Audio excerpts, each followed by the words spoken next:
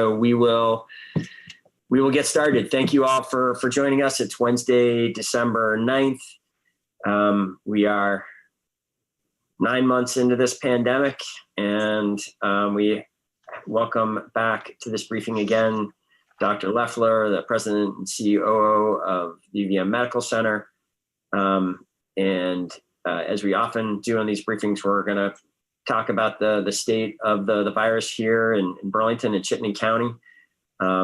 We talked at our most recent discussion a little bit about the concern that, and we urged people to avoid large gatherings over the Thanksgiving holiday.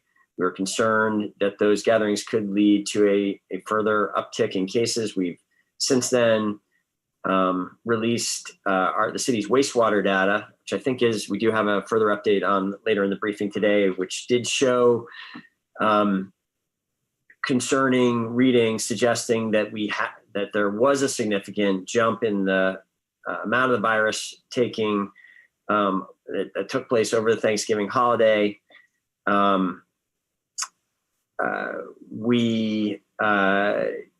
Looking at these numbers, can see that we are seeing our highest numbers yet. It is not clear that we're seeing an exponential jump at the Thanksgiving holiday. How are you thinking at this point, Dr. Loeffler, about what happened at Thanksgiving and what the impact on virus levels is here? Mayor, it looks like Vermonters did a pretty good job for Thanksgiving. We did see a bump in cases, but really most of those cases were driven by some nursing home outbreaks. And our community members, we haven't seen huge increases, and those numbers are starting to look good. And, we're 2 weeks out from Thanksgiving tomorrow. And so we're not out of the woods yet. They say 7 to 14 days when you'd expect to see it. But overall, I think Vermonters, thank you. I think they did a pretty good job and heeded the ask, as they've done over and over in the 9 months that we've been in this. And so I think we're going to come out of that, besides some significant challenges in a couple of our nursing homes, in pretty good shape. So that's really hopeful. That's encouraging. And that is it? And I don't have my head completely around this. I'm not sure if you do either. I mean, I know you're primarily responsible for what's going on here. Is this starting to be yet another example of the Vermont experience deviating from the broader national experience? I absolutely think so. I think over and over again, Vermont, we've been coordinated. I keep saying that. I think our government leaders, our cities and towns, our health department, and our healthcare system has had a coordinated message. We've worked together. We've dealt with issues when they've come up together, and Vermonters have bought in. They've accepted that, and so Vermonters have been able to keep each other safe. And we do have more COVID in Vermont right now than we've had in the past, but our hospital capacity remains very good. And when we see little spikes, we typically have done a good job of getting them back under control. And that's really how you make the difference. When the spikes happen, they can go in one or two directions, right? It can really start to exponentially increase and really get out of hand, or you can get them back under control. And over again to this point, Vermont has shown the ability to do that. It's really, thank you for summarizing that. Let me echo your thanks to the community for once again, it seems, and I think we want a little bit of caution on this to see how the numbers continue to evolve from here. But it does, it is really encouraging to see that once again, this community has come together and taken action to mitigate and limit the worst impacts of the spread of this virus. To the next bullet here, Dr. Loeffler, from the very beginning, I think the first time you and I had a town hall meeting, that quite dramatic Sunday, just before St. Patrick's Day, we have been talking about the importance of flattening the curve, the importance of protecting the healthcare infrastructure. I think we really always, we knew so much less then than we know now about the virus, but it always was clear that we would be able to mitigate the impacts of this virus and save many more people, both from the virus and other health issues, if the healthcare system didn't get overwhelmed. And that's always been a major goal of the Vermont effort, is to ensure that we don't see happen here what I think it's fair to say did happen in northern Italy, and has been at risk of happening in a number of places in this country, and maybe even has happened. We know that the level of care is much higher, and that matters if there's hospital capacity. So we for months there, we had almost no one in the hospital for COVID. That has shifted in the last couple of weeks. Last week, you told us that even with this surge, I believe you said you were at about 20% of kind of, comfortable COVID capacity, if I interpreted it right. What's the update this week on that front? It's better this week. So Wow. This morning in the hospital, we had a total of 9 COVID patients. One of them is ready to go home. So probably by the end of the day, there may be some new ones coming in, but it could be lower than that. This morning, we had no one in our ICU, no one on a ventilator. So the state's capacity to care for COVID patients in all of its hospitals are good. The academic medical center is in good shape right now around COVID. So that gets back to what we talked about with Thanksgiving. We haven't seen a huge increase in cases. And I will tell you that every morning I look across the country at hospital capacity in different states, how much of their hospital capacity is being used by COVID. And there are states in the country where it's 50 to 70% of their overall beds have COVID patients. And once again, Vermont is far from that right now. That doesn't mean we should let down our efforts. I just think it means it's proof that we're doing the right things here. But we're in very good shape right now. Excellent. That's great. That's really good news. I was just checking. I think I saw a headline in the national papers today about, here it is. ICU beds across the country are nearing capacity. More than a third of Americans live in areas where hospitals are running critically short of intensive care beds. And if I'm hearing you right, that's just not happening here. We no one is in the ICU right now here in Chittenden County.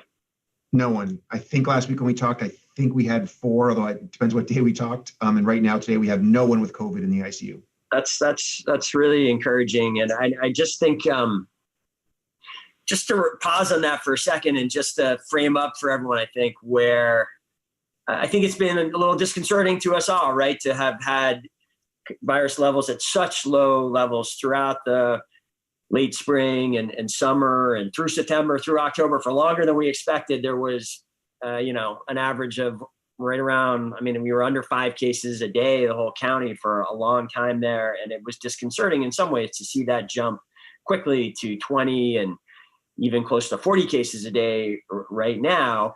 And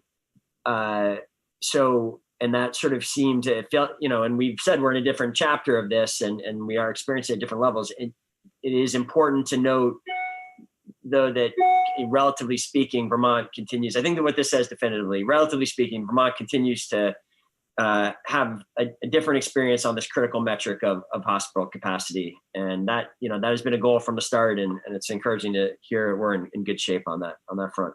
Absolutely. Let's talk about, more, really big news this week. I think they called it D-Day in Britain yesterday, in England, I believe. All over the country, people started to get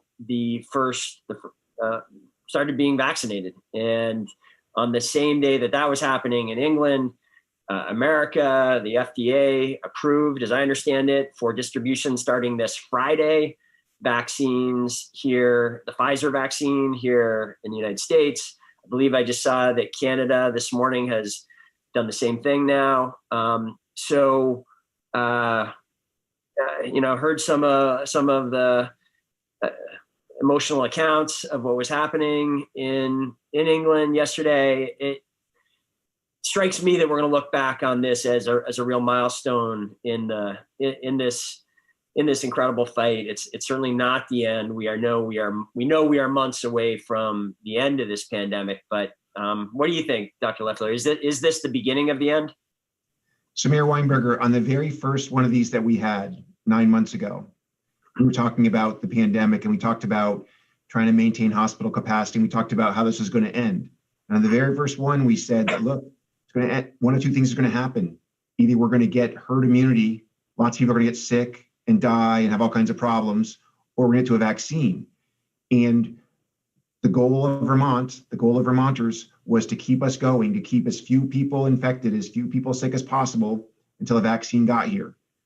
I also probably said in the first meeting, I thought a year was a little optimistic, but it's under a year. We actually have a vaccine here in 9 months, which is truly a modern miracle of medicine. And I will also tell you, I'm very confident the vaccines coming out are safe vaccines. They're safe for people to get. And so can we talk about that a little more, Dr. Loeffler? Because I have a coffee on Wednesday mornings, and even some of my regulars that come to these coffees frequently, someone voiced this morning who questions about whether corners have been cut here, whether to get to that 9 months, really all of the safety standards had been followed. And, I expressed some confidence that no, that the standards have been upheld here from everything I'm aware of. But I feel better if you felt that way too. Yeah. So the trick with vaccine trials is they usually take a long time because there's big delays between each step. So both Pfizer and Moderna had a vaccine ready very quickly. That's because of the miracle of DNA sampling and quickly being able to understand what the virus looked like and what proteins were important. That's just modern medicine making that first step go quicker. So they had a vaccine to try very, very early on in the pandemic. The next big thing is for many diseases that we vaccinate against, the prevalence in the community that you're testing is so low, it takes a really long time to know if it worked or not. So if only 1 or 2 people in the whole community of 100,000 people have something, and you're vaccinating a number of people, it takes a long time to know if the vaccine prevented one other person from getting it.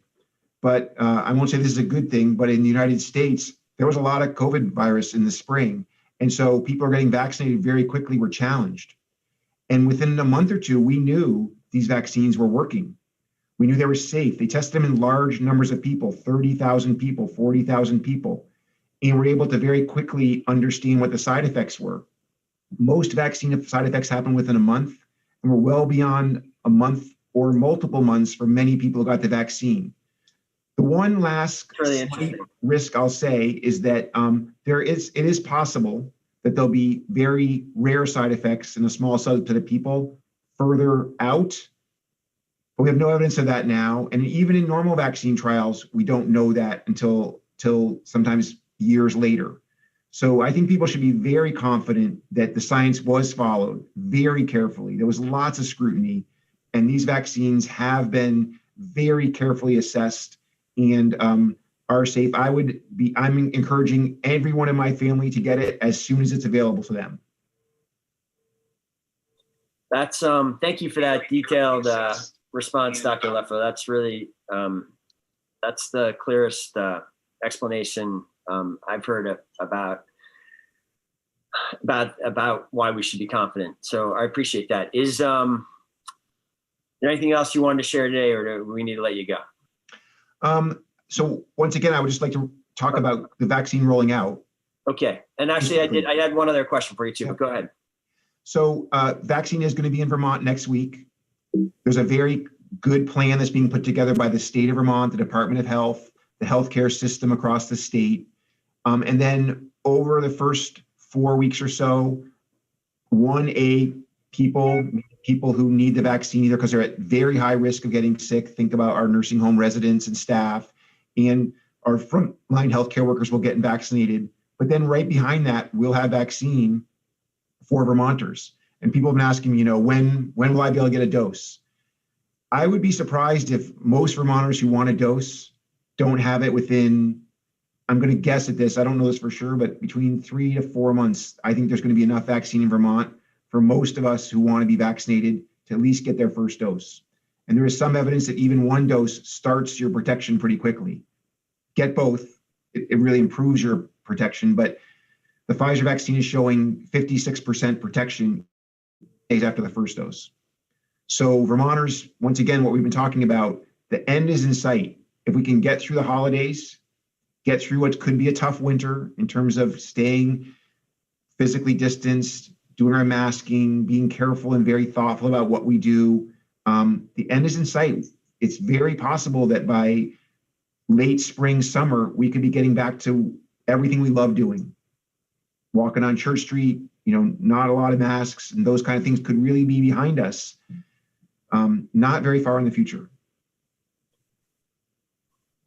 Wow, Dr. Leffler, I gotta say 3-4 months is even faster than some of the other projections I've seen out there. I thought the Operation Warp Speed director was putting it even like in May. Is there that we can recalibrate our hopes to be even sooner than that? Is what you're saying? Well, I'm hopeful. I'm going to be optimistic here. Okay. The first couple waves here for healthcare workers is coming a little quicker than we hoped. Vermont's a small state. Distribution and how you do that is a challenge for many states. And in Vermont, I think we can obtain herd immunity pretty quickly. And so I'm going to be optimistic. It could be May, Moreau, I don't want to say for sure, but we don't have huge numbers of people spread out all over the place to do this. So I think that we could move this right along. Interesting. And what you're saying there is something maybe slightly different than what the Operation Warp Speed director is saying. That's the outside date when everyone could get fully vaccinated. You're saying everyone get a first dose, which we know of. There's a big benefit from the first dose, plus the kind of interaction between that and how herd immunity works, that maybe things unfold faster, since there is a big question mark out there, right? Like what is the action? There's been great debate about when does a population actually achieve herd immunity with COVID-19, right? So absolutely. Okay. So while we're talking about vaccinations, and we have a kind of long-term care facility section later, but while I still have you here, I just want to reinforce something you just said, because it's something that is consistent with. I've had two conversations today with Dr. Levine, as well as a conversation last Thursday. I am very focused, very interested in seeing all residents of long-term care facilities get vaccinated as quickly as possible. We have 10 of those facilities here in Burlington. We know that those facilities are at real risk, and despite the massive precautions that are being taken, we know that just in recent weeks we've seen new infections and some terrible tragedies across the state with these infections getting there. So Dr. Levine, even slightly more, it's pretty consistent with what you just said. But in the conversation I had with him today, he confirmed to me that at least the majority, and he hopes more than the majority of residents of long-term care facilities should get their first dose, unless something happens to the system that's in place that you were just speaking to. Within the vaccinations will start on the 21st of December, and within 3 weeks of that, a majority of long-term care residents will be vaccinated. And that was the most specific information about that I heard. He confirmed that that I could share this on this briefing. And there are, he pointed out there could be unanticipated events or hiccups in the distribution, but that he was confident in that, and I'm going to stay in touch with him about that. I think this is of great concern for this community, and I didn't know if you want to add anything to that, Dr. Leffler, in terms of the importance of getting long-term care facility residents immunized. To this point, our nursing homes and our group living situations have been our greatest challenge. When those have significant outbreaks that impact many of their residents tragically, and their staff gets infected, it's very hard to have them stay in their homes. And to be clear, very often nursing homes are these people's homes. And so I will tell you the healthcare system is completely supportive and aligned with the Department of Health on getting them vaccinated as quickly as possible. We see that as one of the best ways to take potential future pressure off the system, as well as keep those people well. So there is a good plan in place. And I heard the same numbers and data that you got from Dr. Levine this morning. And so I also am optimistic and hopeful that it does roll out quickly after the 21st, and we get that vulnerable population vaccinated and protected, as well as the workers there, to stop any further significant outbreaks in our group living situations, our nursing homes. And related to that, I do have one last question for you, Dr. Levine, and I know you personally have been paying close attention to the major outbreak that's taken place at Elderwood here in Burlington. The city learned of that outbreak on a Friday, and I don't have the dates exactly in my head right now, but we learned on a Friday. You and I spoke over that weekend. I know UVMC was paying close attention to that situation. Is there anything further about what's going on there that you can update us on in terms of ensuring that the situation continues to be managed as well as possible? Yeah, that outbreak started on Thanksgiving evening, so it was probably the Friday after Thanksgiving you heard about it. So right, okay. And we have been in contact and working with Elderwood twice a day or more every day since then. We've been providing support. We have physicians going there to help deal with the issues. We've accepted patients from Elderwood when appropriate. We've added support there when appropriate. And so on a daily basis, we're helping them to keep people in their homes, what they're choosing when that's right, or taking people to the hospital. And the situation is still difficult. There's still a lot of people there that have COVID, but it is under control as much as it can be in a situation like this. And so we will continue to participate with them to get those people what they need and help people who want to stay in their homes stay there if it's possible. All right. Thanks for sharing that, Dr. Leffler. I'm sure that's reassuring to some level to the families who are the loved ones of the residents there, who I know this is a very difficult and challenging time for, and one of great uncertainty, but I'm sure it's reassuring to them to know that the hospital is engaged in that way. So thank you for that work. Thank you for sharing that. And thank you for joining us for another one of these discussions. This was a good one. And we'll have you back again soon. My pleasure. Take care. Okay, so we do have a few other topics to talk about today. I think we've covered much of what I wanted to say about the long-term care facilities. I do just want to restate for the families at Elderwood. That just our thoughts are with you. We're wishing you strength during this challenging time. We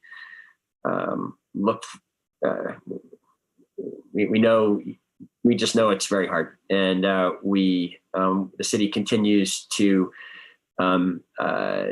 stay as in touch with what is happening there as possible and offer any support we can, which is limited. But the nursing director there knows if there is something that the city can do, she just needs to call.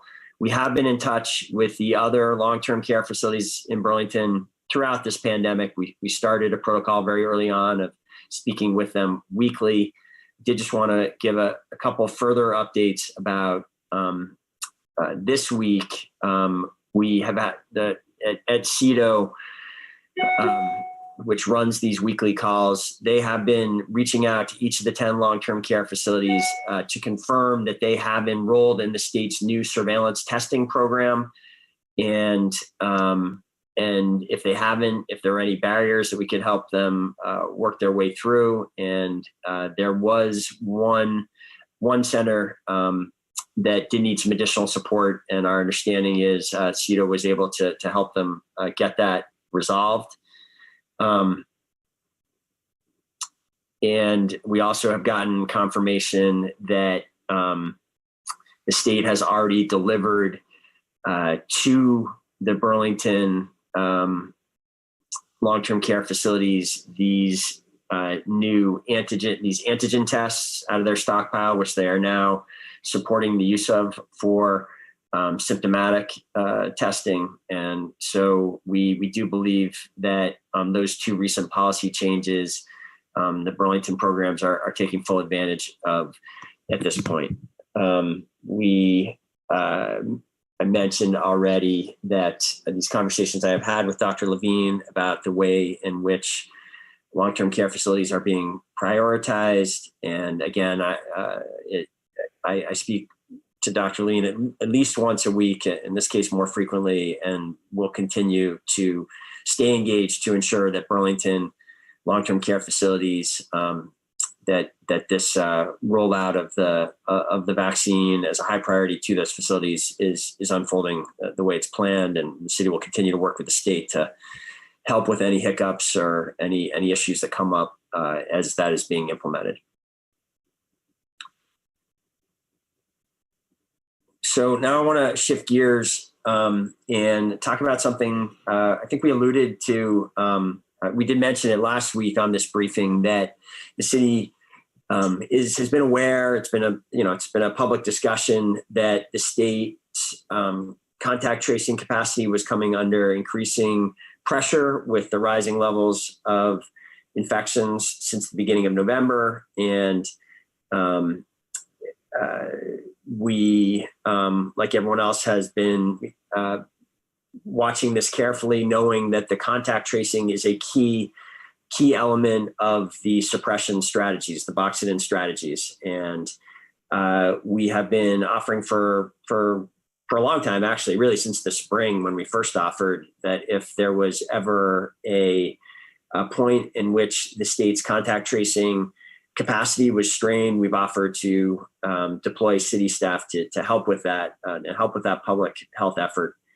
And we wanted to announce today that for the first time since that offer was made way back in the spring, I think we first made it actually in March, just in the early days of this, the state is taking us up on that offer. We now have a signed agreement in place with the state that commits the city to redeploying 15 city employees to the state's contact tracing team.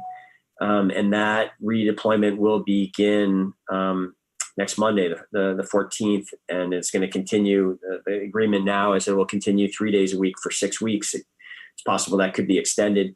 Brian Lowe, our COVID-19 leader and chief innovation officer, is here and has been, as with many of our public health efforts during this pandemic, has been kind of running point for the city on this. Brian, can you add anything to what I've shared so far on this effort? Thank you for your hard work on it. Mayor, thank you. And I think it's a whole city effort. So there are, I think, 6 or 7 different departments that are contributing people. As you said, it's 3 days a week for each of the different city employees for 6 weeks or more total. The start on Monday will be some training. It's been a condensed training program, so they will be contact tracing very quickly after that training period. And I think, it's an effort that David White from our planning office is also taking a major role in helping orchestrate. There are a lot of logistics involved in something like this. And I don't know if there's really a precedent for something like this where city employees from these different departments are kind of redeploying to the state in this way. It's excellent that there are skilled employees in each of these departments that are willing to step up in this way. This has been a voluntary program, and I'm grateful that these city employees are stepping up and answering this call. I know that I've heard direct accounts, and some of them they're excited about it and excited to be able to contribute to the community in this way when fighting the spread of the virus is really priority number one. And we'll continue this as long as we can, and as long as it's adding value. Anything else to add on this one, Brian? No, I think they will do great work, and it makes me very proud to work with them. So,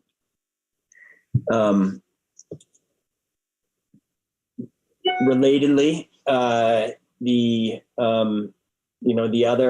kind of big 4 strategies to the containment effort. You've got the contact tracing.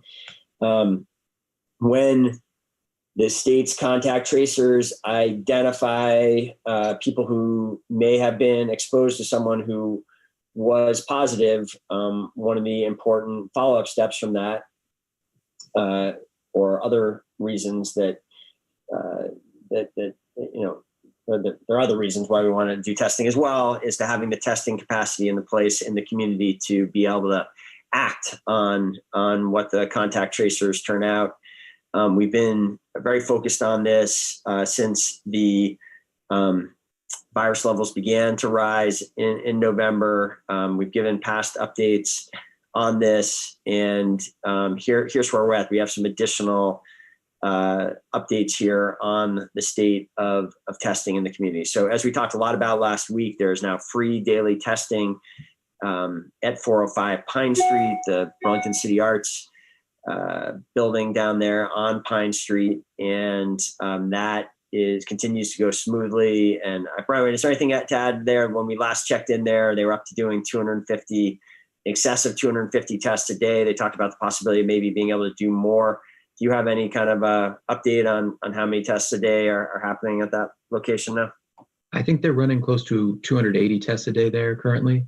Okay. I'll check in to make sure it's still, that it hasn't increased again, but I think it's about 280 a day. Excellent. Here's a new pop-up testing. Well, this is what we talked about last week as well. We at North End Studios, this Friday and next Friday, there will be this supplemental additional pop-up testing in the old North End at the North End Studios. We know there are that's been an area we want to, many people with limited transportation options in the old North End. We want to make it as easy as possible to get to this, to access testing. This is one of the kind of health equity efforts to make sure we're getting the help to everyone that needs it. That will be happening this Friday next, as we announced last week. This is new information that there is something we talked about, we hoped would be in place, and it is now underway. There is now about to be underway. There will be testing at the O'Brien Community Center in Winooski. That is every day this week and next week, and the timing still being finalized beyond that. So you can all read the bullet like I just did. Brian, you want to add anything on that? I know we see this as important. This isn't happening in Burlington. We're all one big metropolitan area here. Having this additional capacity in Winooski is going to help with the effort. No, I think that's right. I think, the O'Brien Center might be easier for some folks to get to from the north and east side of our city than 405 Pine is. And so having that additional site up is great. I know that walk-ins are welcome at the North End Studio, pop-ups this Friday and next Friday. And at all those locations that are currently up on the screen, at 405 Pine, at the O'Brien Center in Winooski, and at those walk-up pop-ups at North End Studios, there are going to be interpreters on site to make these tests more accessible to those who don't speak English as a first language as well. Excellent.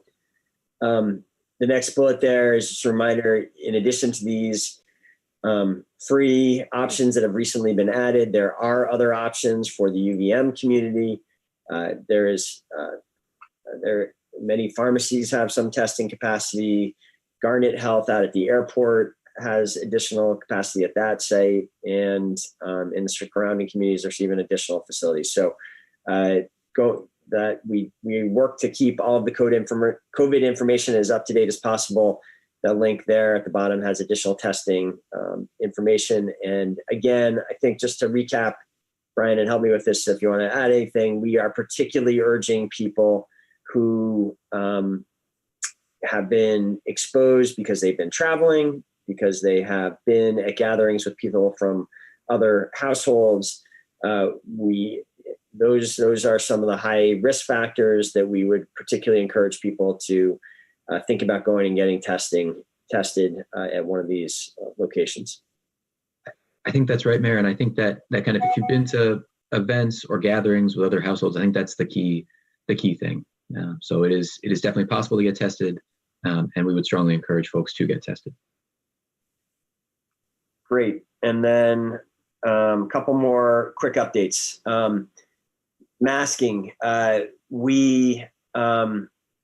We've been really focused on masking since very early on, and way back in March, even really before the CDC was recommending face coverings for everyone, in significant part, because of the work, Brian, that you did with the analytics team, and early on, really understanding how Asia was responding to this. We began the BTV Community Mask Initiative, working with the community, hundreds of volunteers and numerous small businesses in the area to fabricate masks. This is old news here, but we met the goal of distributing more than 25,000 masks this spring.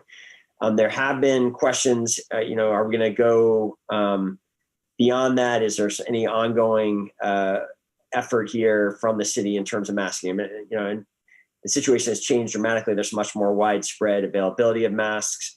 now than there were in the early weeks of this. Brian, what nonetheless, we do still have some capacity and assistance we can offer. Can you describe that for people? Sure. I think there's three things that we're doing to make sure to emphasize today. One is, as we have for months, we are giving out masks at the library, the police station, and through our Trusted Community Voices group. And then when folks request it, we also have started calling back. Don't know the terminology. The Trusted Community Voices are this new group that we've stood up during the emergency in April, I believe, to ensure that there was good two-way communication going on with our immigrant communities where there are language barriers and other possible barriers to the information getting out there. So just. Mm-hmm. And not many, but I've gotten 2 calls from different community voice liaisons for additional masks. And so we've met those. We've also started in recent weeks calling back through the, well over 100 organizations we ended up working with across the community to see what their needs are and begin to meet those needs if they have new needs. As you alluded to, Mayor, I think between the school district and the state and the city now, or the state now putting out hundreds of thousands of masks, our airport director who produces masks, the city's prior efforts, United Way. I mean, there's a lot of masks in the community, but we want to make sure that if people need them, that we know about it and that we help fill those. And so the other thing we want to do is emphasize that you can call the Resource and Recovery Center directly and let us know if you need a mask, and we will try and get one to you quickly as well. Great. Thanks for mentioning that, Brian. I do just want to, if you could just go back to that again, anyone watching, this is streamed and archived on Facebook Live, so people may be watching it later. Anyone, it's really, I hope we made a big push around this in the spring. I want to make sure, especially as we enter tough weeks, tough months of this pandemic and relief, again, that the city's Resource and Recovery Center, this special arm of city government that we set up to provide one-on-one constituent support or support to Burlingtonians throughout this emergency, that is still resourced and operating and can get tailored help to anyone who needs it, including this kind of help, getting people who need masks at this point. So that contact information, recovery@burlingtonvt.gov, that remains something that we staff and monitor and respond to. So go ahead, Brian. So thanks, Mary. I'm glad we have this slide here too. So this is a further update on the wastewater testing that we've been talking about since August, really, since the water resources team teamed up with the analytics team began baseline testing to try to give us an additional indicator, an actionable indicator of rising virus levels. Brian, can you interpret this slide for folks, Brian, and maybe share, I know a lot of people saw the initial post-Thanksgiving spike. You could specifically speak to what we've seen since then and what we think the implications of this all are. And, how does this reconcile from your perspective, Brian, with the kind of what we're seeing in the post-Thanksgiving numbers that Dr. Leffler and I were speaking about earlier in terms of the people in the hospital and new infection numbers? Hey, that sounds good, Mayor, and happy to. I think the key things to communicate to folks are, we've had 2 additional readings completed across our city, our wastewater plants, since that initial Thanksgiving reading. And you can see them here on the graph, although I know it's hard to see. There's 2 shaded circles immediately below the right-hand side of the line. There's 1 shaded circle high above the line. Those are the 3 readings we've had since Thanksgiving. Those are our 3 highest readings that we've had since we've been monitoring the program across the city. So all the readings post-Thanksgiving are significantly higher than what we had prior to Thanksgiving. And what the graph shows here is the average of these different readings over time. So it's confirming, from my perspective, the way the CDC recommends that we interpret this kind of information is that you are really looking for trend data. And so this is confirming this significant upward trend in caseload that we should expect that has started to materialize here, in our county and in the city. Certainly through November and into December, we have, higher caseloads than we have had in prior months. What's really important to acknowledge up front is that this is a technology that has real limitations. I can't use this information to make predictions about the total number of cases in our community, only that we see the viral RNA load increasing in the city. What's also positive is that we aren't seeing these second and third readings that we saw. They're not continuing that kind of exponential growth trajectory. They're at a stable reading, and so we get another one back late tonight, and I'm sure I'll be updating you, Mayor, once we get it. We try to work through with VDH quickly to make sure we're interpreting correctly, and then share the information on our dashboard. Great, and thanks for reminding folks of that. That is a step that we take. We're mindful that city doesn't have a health department. We are not the public health experts. We do have this information, and it's the city capacity that's created this information, and we want to share as much as we can with the public about what's going on. I think there's real interest in it, but we work to be coordinated with the Department of Health in putting that information out. So last point there, Brian, do you want to speak to the drinking water questions that I have seen this come up? No, I think I'm happy to do that. Drinking water is safe in the city. The city is, treats and cleans all the wastewater that comes through our system. It's wastewater that we're sampling, not drinking water. And in both cases, everything is treated through the city because prior to COVID, there are very clear regulations about how you clean wastewater. And that's a different system than the drinking water system. So water is safe in the city in all forms, and the drinking water is definitely safe. To say nothing of the fact that, I don't believe there's any indication that the virus spreads through drinking water as a kind of vector for people getting sick, correct? Correct. I know nothing about drinking water. There's no indication per the CDC guidance to this point of it spreading through wastewater at this point either, although everybody takes precautions in our wastewater plants as a matter of course. Okay, excellent. All right, well, that's been great. Why don't we get to the questions the media have now, Olivia, if there are any questions. Great. Yes. Reminder for members of the media who are tuning in, please let me know if you have a question by emailing me. And the first question is from Grace at VT Digger. Grace, you should be able to enable your microphone.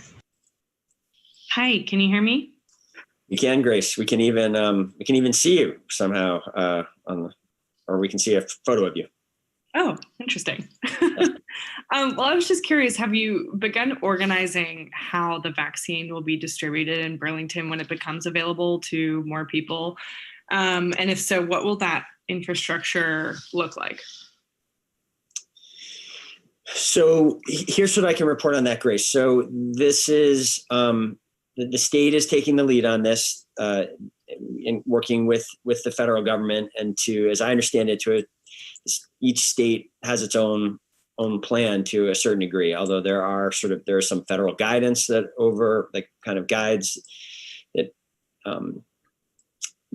that is issued by the CDC that makes strong recommendations about how these be operationalized. And this is something that we have been in frequent communication with Dr. Levine for months now. We've been talking about vaccine distribution. Here's what I can say about the early weeks. We sort of went over this a little bit already. Is that, but I have some greater understanding of the detail of it from these specific conversations I've had, really trying to understand exactly how and quickly Burlington residents of long-term care facilities were going to get vaccinated. The vaccine is essentially being distributed in two ways in these early states. There is vaccine that is going straight to the state for the state to distribute, and then there is vaccine that is going straight to the companies that the federal government has agreements with, these pharmacies that are administering the vaccinations in the long-term care facilities, and the state has had a role setting up those contracts. And I understand this to be one of the many areas where the state of Vermont is ahead of the game and has put those agreements in place so that can begin to unfold. I think any kind of further questions about that, Dr. Levine would be the one, or the Department of Health would be the ones to follow up with. Beyond, that's where a lot of our focus for our conversations has been up until now. We have been having conversations about what happens when there is more vaccine available and the broader distribution.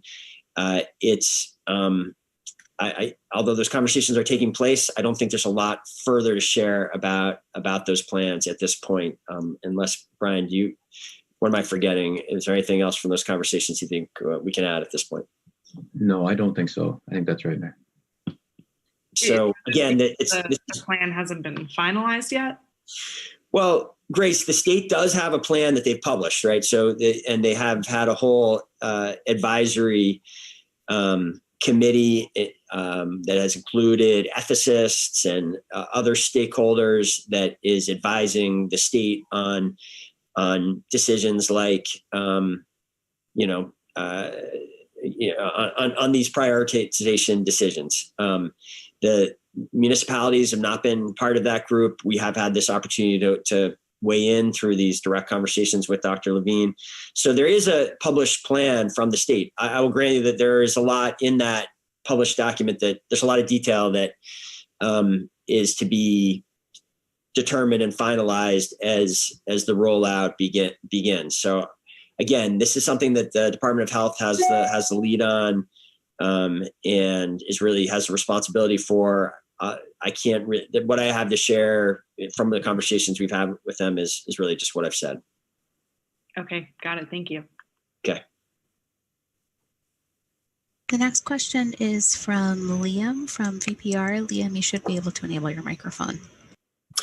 Hi, I just wanted to quickly clarify something about the contact tracing workforce from the city. That is, you mentioned it was voluntary, Mayor? So did you just put out a call to ask who wanted to do it, or or how did that work exactly? Yeah, Brian, can you fill in the details there? Sure. Good question, Liam. Department heads approached individuals in their departments that they thought would meet some of the, it's a challenging job. And so that they approached individuals in their departments that they thought could meet the job standards, and worked with those individuals to see if this is something they could take on. For each department, their different needs, and it really was a kind of individual discussion within each of those departments from those department heads and those individuals. And people are willing to step forward to help those goals. And so it sounds like part of the 3 days a week is so they can kind of keep doing some of their city tasks as well. I mean, so they're still going to be balancing their responsibilities. Yes, I mean it's definitely a challenge in that these departments are trying to run a city under a hiring freeze, and so the idea of losing people is a real it's an additional burden. I think this is departments really trying to reach and find ways to help meet a need in the community and in the state. Basically, my message to our department heads, Liam, from the beginning of this emergency has been that this is priority number one is the pandemic response and the public health emergency. And while we have from the beginning sought to do our best to provide to continue city services, we have at times made trade-offs to ensure that to make good on this principle that top priority is the public health emergency. So I'm satisfied by there are areas of the city where it's definitely it's hard to meet our sort of pre-pandemic service levels, and it is possible that this redeployment could add some additional strain, but again, if we can help the state, if we can help them with the capacity issues, ensure that the virus suppression efforts continue to succeed, that's what's going to allow us to keep the schools open. That's what's going to continue to allow us to have some level of economic activity possible through the remaining months of this pandemic. And so I think that's why I believe it's the right priority. And that combination of factors, life and death, plus the impacts, the importance of continuing to succeed with the suppression strategy and what else that enables. So that's the posture we've taken at my direction. Great. And then, Mayor, you mentioned at the top of this that you were in some mediation talks with the city place developers. Are you getting close to a settlement agreement or resolving that lawsuit? I think what I can say on that, Liam, is obviously we wouldn't still be meeting like this if we thought that if there wasn't a chance that we were going to make an agreement. And on the other side of that coin is we're not done. We wouldn't still be meeting like this with this intensity if we had an agreement ready to announce. So I think the public should understand this as a for those that are focused, and I know a lot of people care about, this project going forward, and the recent announcements by the current owners have raised some level of optimism and hope that maybe this project could get back on track in the relatively near future. I think people should see some positive signs that we are still meeting and still having this conversation until we have an agreement, until I've been able to brief the city council on that agreement. I think it's premature to announce anything further. Okay, thank you. All right, and that is all the questions we have for members of the media for today. Okay, excellent. Thank you, everyone, for joining us today. Brian, thank you for your help as always. Thanks again to Dr. Loeffler.